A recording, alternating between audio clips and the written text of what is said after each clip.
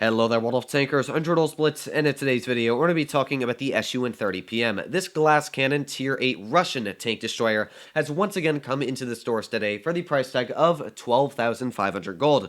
Now, of course, the first time this tank ever hit the stores, which was the last time, was in crates. And as we all know, I am not the biggest fan of crates. They cost you a lot of money, and you don't even get the tank guaranteed. Well, thankfully now, if you just waited for the next time it came out, and lucky you, because you can get it for the price tag of $35 US. So, of course, in today's video, I'm going to be breaking into everything you need to know. The statistics, how it compares to the direct counterpart, the Scorpion G, and as well some live gameplay suited up for you. So, well, let's get straight into comparisons here. So, when you look at the Scorpion G gun, it's renowned for having that German accuracy. It's got 3 seconds aiming time, which is fantastic for a 12.8 centimeter. The dispersion at 100 meters is only 0.29, and the DPM is through the roof at 2600, having only a 10-second reload, and you're dealing 460 damage with that. So the Scorpion G has kind of got the jack of all trades for the gun. It's got great aiming time, great damage per minute. It's got great penetration values as well. Pretty much your premium and your standard penetrate through anything. And even that, you've got great damage and high explosive damage as well going for it. So everything on the Scorpion G's gun is fantastic. But when you look at the SU-130s, it kind of puts this 12.8, or should I say the 130 millimeter. I'm actually surprised that it is a 130. Well, duh, it's called the SU-130. Never mind, don't listen to me, but this gun here kind of is put to shame compared to the SU and the. And when you go and look at the SU-130, it's kind of put to shame compared to the Scorpion G. This tank, in my opinion, should deal 500 damage a shot because, of course, it is a 130 millimeter, but, of course, that is Wargaming's decision. Now, what is good about this tank's gun and what is bad? Well, when compared to the Scorpion, you can see the aiming time is 1.2 seconds longer, and the dispersion is also quite a bit worse, of around 20% worse, at 3.17. And not only is the dispersion on this tank worse, the hidden statistics, this vehicle is one of the worst on-movement dispersion values in the game, which is definitely bad because it's a very mobile tank destroyer, and when you're trying to flank people or change position and shoot somebody really quickly, it's something that this tank really struggles with, where the Scorpion G barely struggles at all, kind of just shrugs it off. Damage per minute as well is about 200 less than the Scorpion G at 2478. It's still got a good damage per minute, but you're pretty much seeing that the gun handling statistics on this vehicle, there's not one advantage over the Scorpion G. It does have more gun depression, and as well it also has 350 millimeters of heat pen, which of course is fantastic, but overall this vehicle statistically is way worse for the gun. So what is your advantage on this vehicle over the Scorpion G? Well, it is the mobility and the camouflage rating. Let's say you're on Castilla or even this map here, and I'm sitting at the back of the map using it like your average tank destroyer. Well, the issue with the Scorpion G is every time the enemy mediums pull out and you shoot, you'll pretty much be guaranteed detected. This tank here has such a good camo rating, it's kind of like the RHM, where you can be 200 meters away from the enemy, 150 meters away, moving at full speed, shooting, and you still might not get detected by some of the tier 8 and 9 heavy tanks. So something that's very nice on this vehicle, of course, is the camo rating. As well, it's very mobile, it's a very small target, so you're kind of, I'd say, a little bit more mobile than the Scorpion G. Well, you don't have the same top speed, you're actually 5 kilometers per hour slower.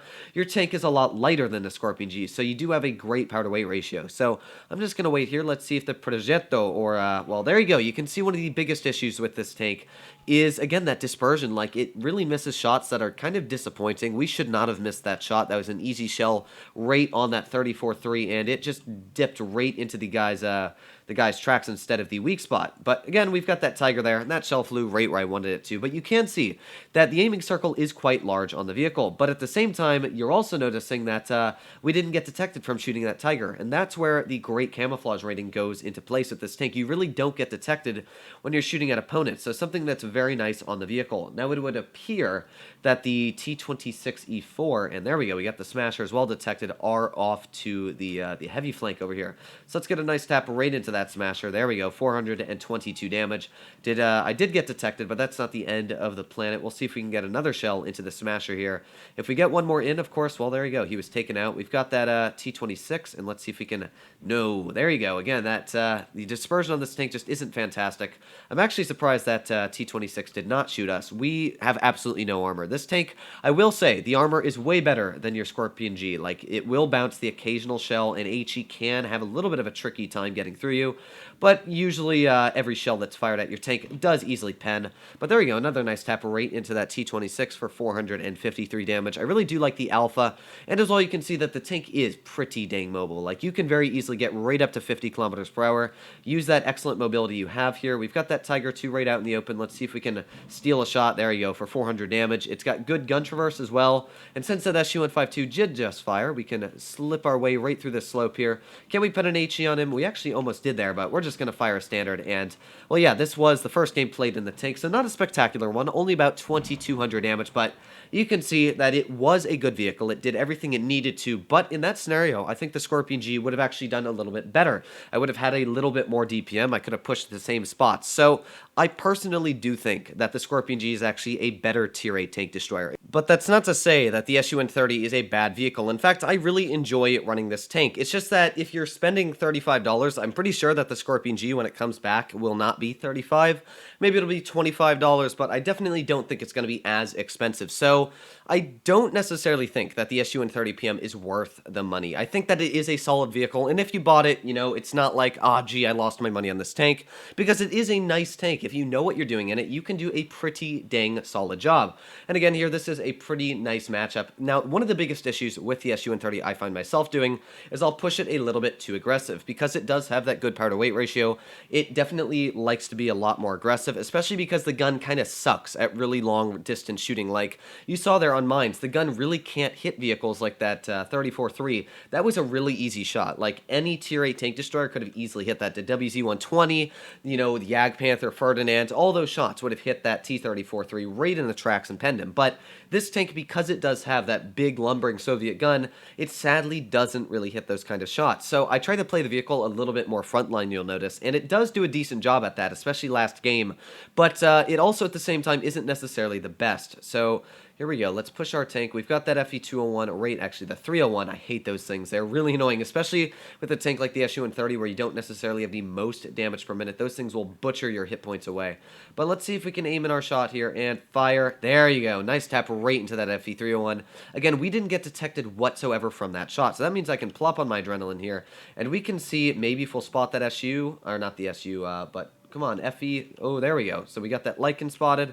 Now we tap the Lycan. We're probably not detected until we shot, and that means I can very clearly back up into cover. So again, that's one thing that's really nice on this tank is just the camo rating. You just have a really nice one.